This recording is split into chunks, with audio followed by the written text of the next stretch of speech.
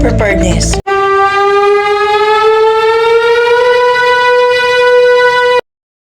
According to PVOX, earthquakes are sudden movements of the Earth caused by the release of energy from fault. They cannot be predicted, but the good news is, we can lessen the risks by being ready and alert.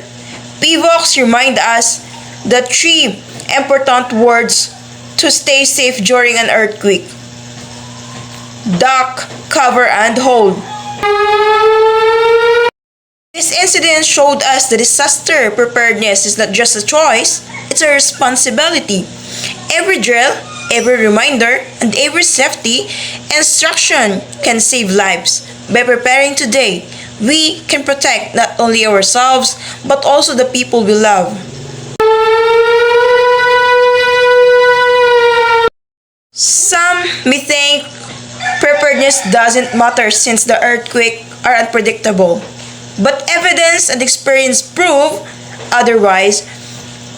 Communities that practice safety measures like knowing evacuation routes, securing furniture, and having emergency kits suffer fewer injuries and losses.